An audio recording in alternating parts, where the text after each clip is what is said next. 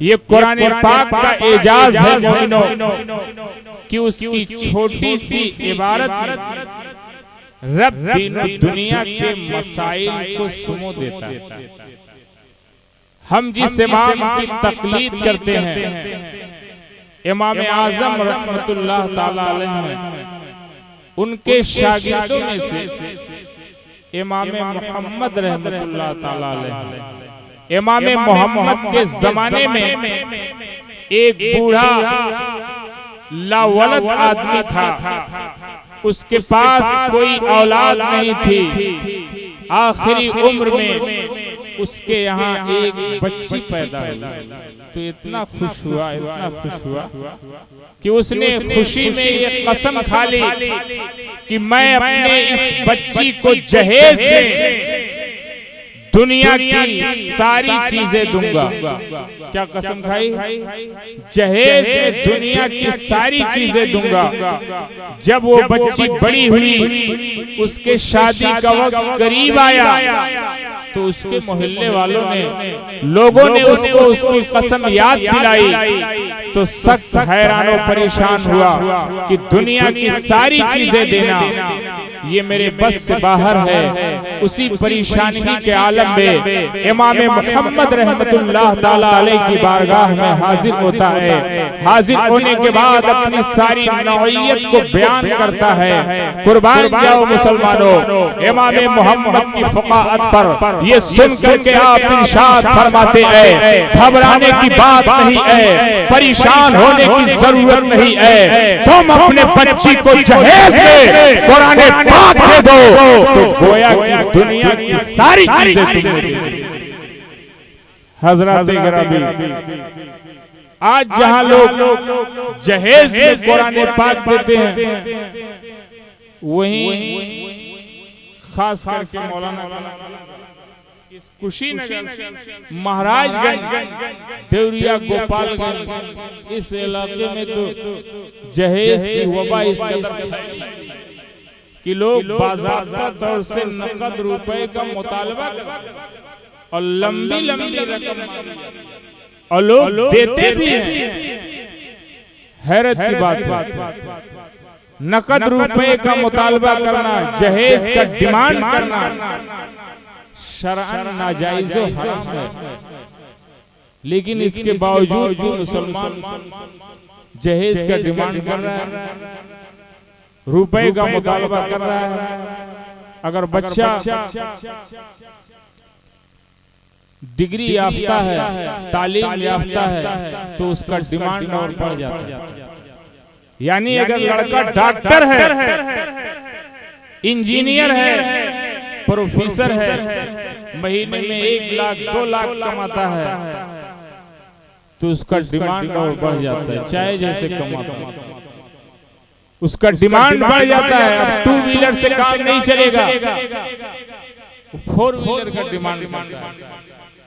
अगर तालीम की बुनियाद पर, एजुकेशन की बुनियाद पर, शिक्षा की बुनियाद पर जहेज मांगना जायज होता तो मैं आपसे पूछता हूँ कि मौला अली से बड़ा तालीम याफ्ता आज के इस दौर में कौन, जो पूरे दुनिया की वर्ल्ड की सबसे बड़ी नबवी यूनिवर्सिटी से अना मदीनतुल इल्म व अली बाबुहा की सनद पाने वाले अली से बड़ा इल्म वाला कौन है आज?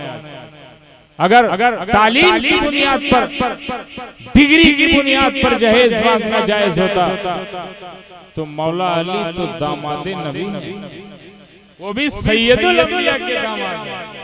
अगर चाहते तो जहेज में 2-4 कुंटल सोना मांग सकते थे।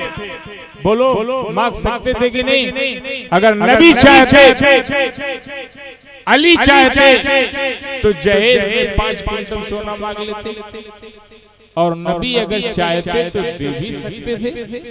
लेकिन अली ने डिमांड नहीं किया और नबी ने दिया भी नहीं। जबकि अगर चाहते तो दे सकते थे, नबी चाहते तो उनके साथ सोने चांदी के पहाड़ चलते। वो मुख्तारे दो आलम है, तमाम कायनात के खजानों के मालिक व मुख्तार हैं। तो नबी चाहते तो अपने बच्ची को जहेज में 5 कुंटल 10 कुंटल सोना दे सकते थे, लेकिन नबी ने दिया नहीं।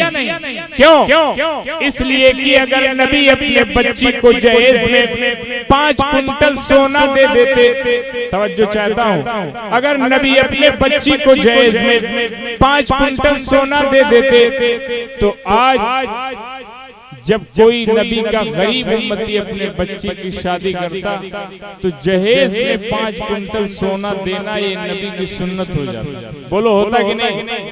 5 कुंटल सोना देना नबी की सुन्नत हो जाता।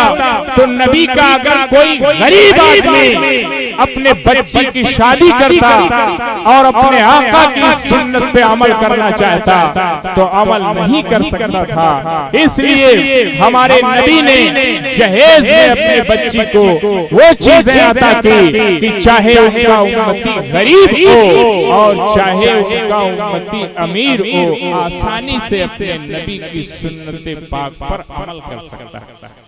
हजरात गिरामी, इस्लाम ने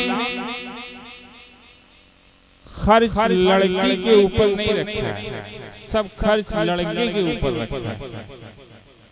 बस लड़की को ले जाएं, मस्जिद में निगाह पढ़ा दिया, अब उसका शौहर या उसका बाप या उसका भाई उसके शौहर के घर पहुंचा दे, यही है उसकी।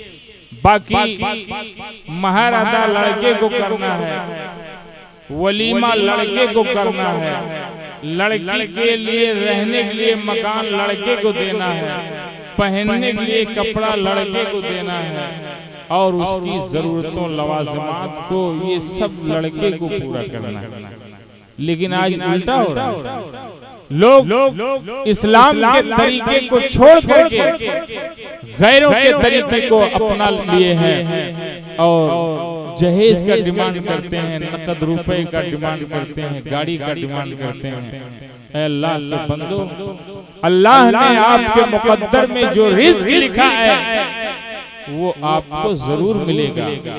हमें अपने रब की जात पे भरोसा करना चाहिए, एतमाद करना चाहिए, अपने नबी की सुन्नत पाक पर अमल करना चाहिए।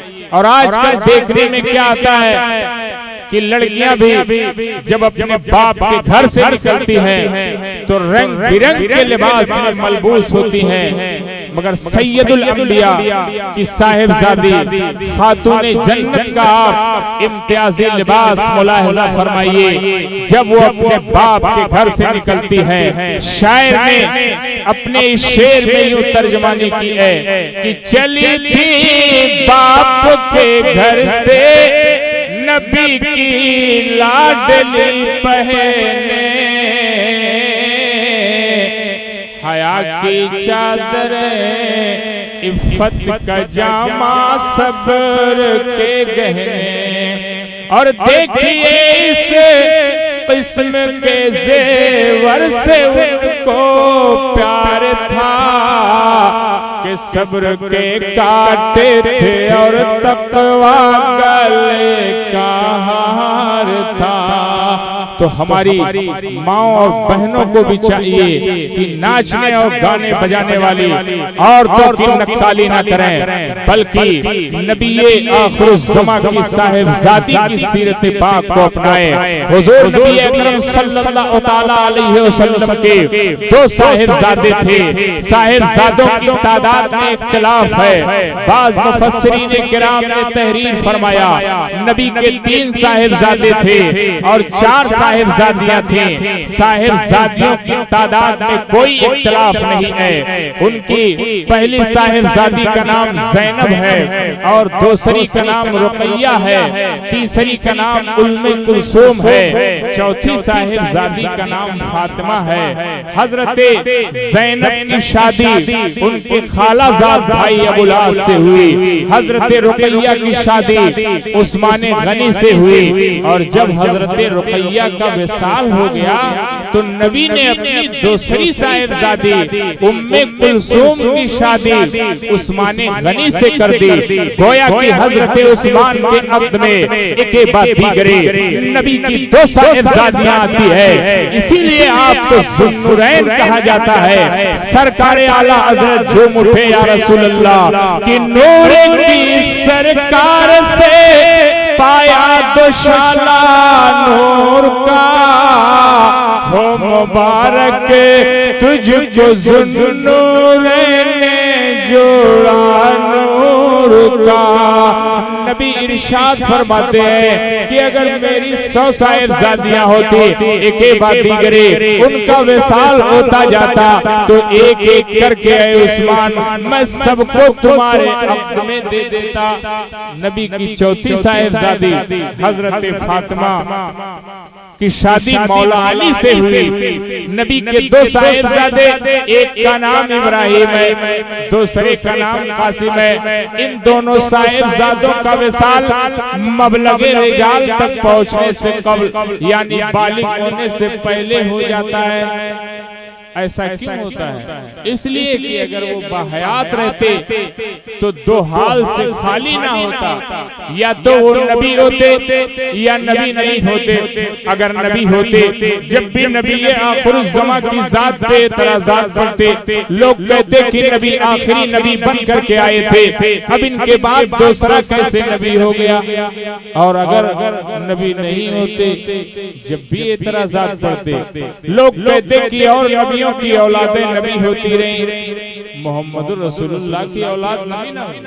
तो अल्लाह ताला ने अपने हबीब को इन एतराज़ात से बचाने के लिए उन दोनों साहिबजादों को मबलगे रिजाल तक पहुंचने से कबल यानी बालिग होने से पहले उठा लिया। जब उन दोनों साहिबजादों का विसाल हो जाता है तो मुश्रिकीन ने अपने सामे बातिल में समझ लिया, ये गुमान किया कि मोहम्मद अब अबतर हो गए। अबतर जानते हो किसे कहते हैं मुसलमानों? जिसका सिलसिला नस्ल मुनक़ता हो जाए, जिसका नाम लेवा कोई न रहे, जिसका सिलसिला नस्ल खत्म हो जाए।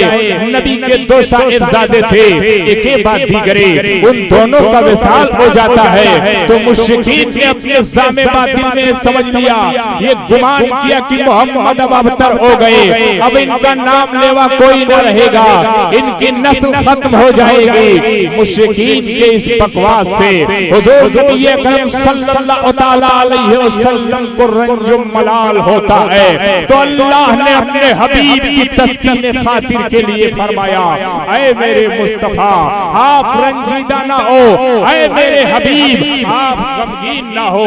इन्ना आतैना कल कौसर, हमने आपको खैर कसीर अता फरमाया है। फसल्लि लिरब्बिका वनहर, तो अपने रब के लिए नमाज पढ़ो और कुर्बानी करो।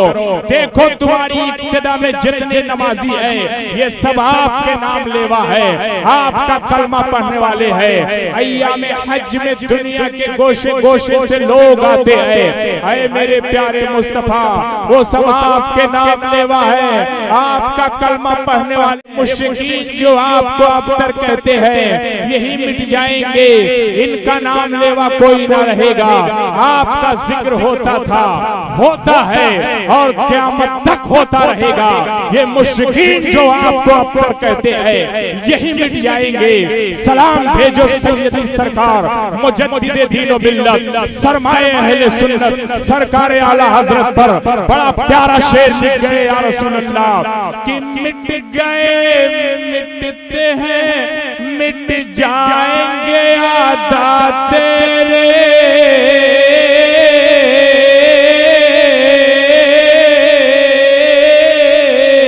और न मिटा है न मिटा है न मिटेगा कभी चर्चा तेरा, न मिटा है न मिटेगा कभी चर्चा तेरा।